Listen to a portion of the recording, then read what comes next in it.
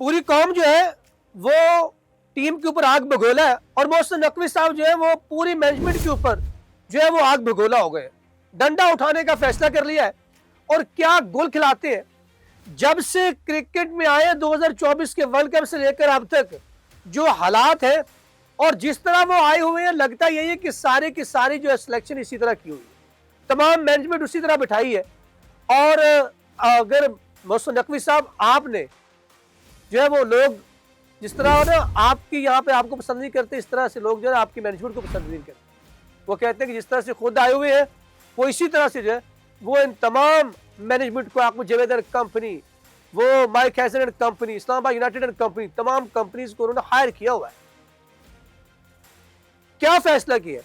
क्या वाकई जो आपने ये खबर आ रही है कि आपने ग्रैंड ऑपरेशन का फैसला कर लिया, कि फैसला हो पाएगा आपसे? माइक हैसन जाएगा, आगा जी कप्तानी से फारिग नहीं, T20 से फारिग होंगे।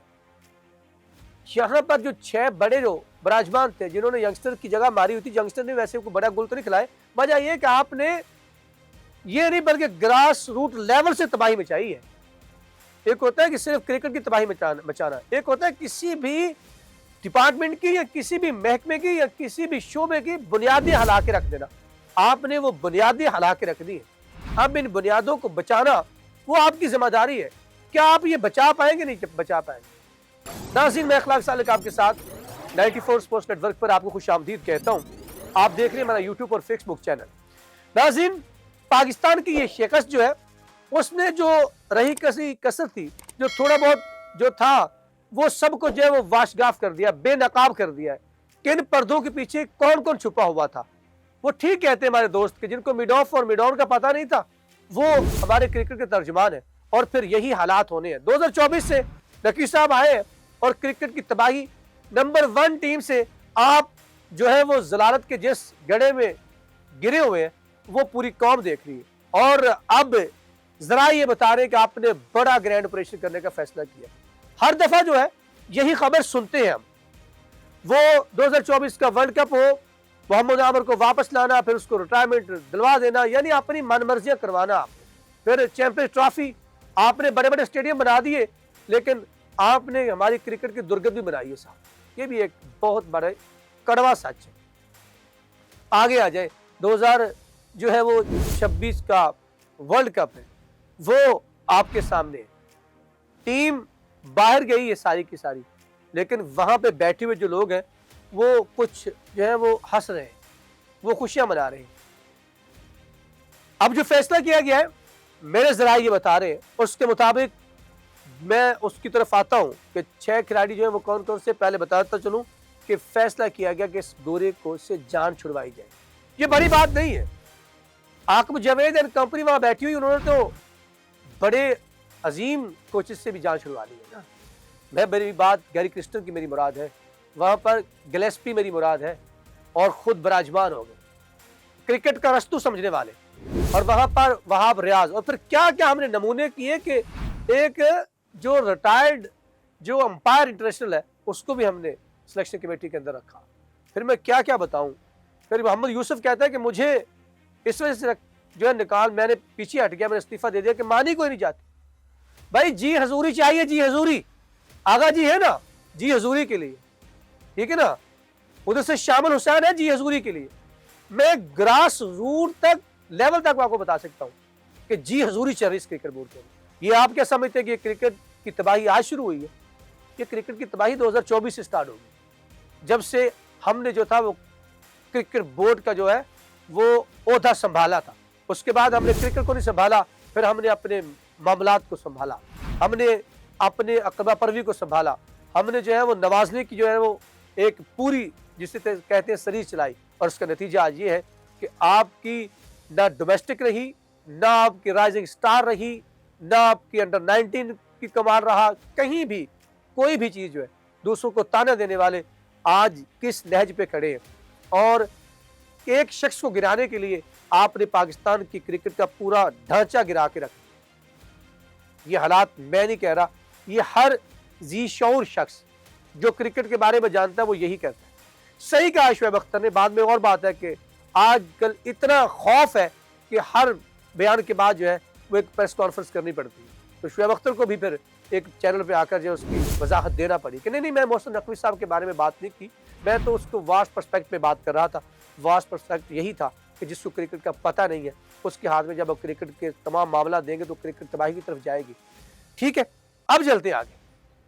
सबसे पहले छुट्टी होगी, माइक हैसन को भी निकालने का फैसला कर लिया गया। ये कोई सोच रहा होगा कि 2027 तक तो नहीं छेड़ेंगे, सुन ले यहाँ पर वायदे ऐसे ऐसे हुए, सिर्फ नवाजने वालों को, अजहर महमूद जैसों को जो है ना वो कॉन्ट्रैक्ट पूरा करने दिया गया, वरना ना गैरी क्रिस्टन को करने दिया गया, ना माइक गिलेस्पी को करने दिया गया।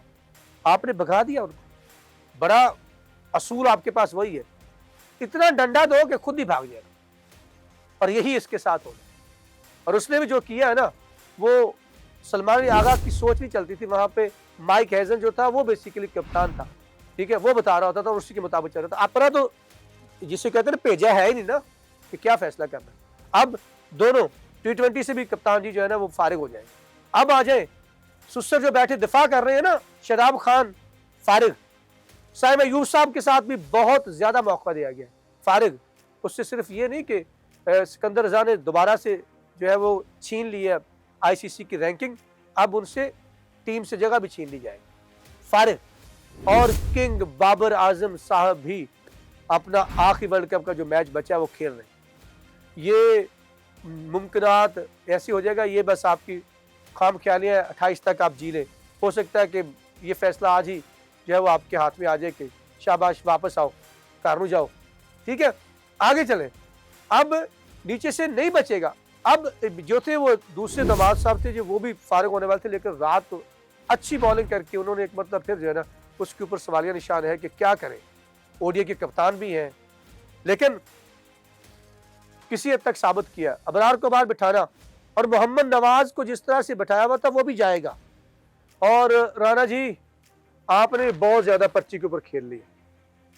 अब पाकिस्तान क्रिकेट बोर्ड ने यह फैसला कर लिया है कि राणा साहब जो है वो भी रेस्ट नहीं करें, अब छुट्टी करें। ये रेस्ट और छुट्टी क्या है, फारिग।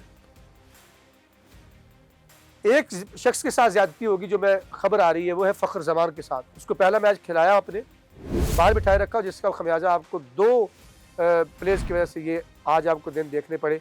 एक इब्रार अहमद को बाहर बिठाना और मुसलसल फखर जमान को बाहर बिठाना। अब शदाब भी जाएगा, नवाज भी जाएगा, बाबर भी जाएगा, वो जो है फहीम भी जाएगा, राणा जी भी जाएंगे, ऊपर से साइम भी जाएगा, आगा जी भी जाएंगे।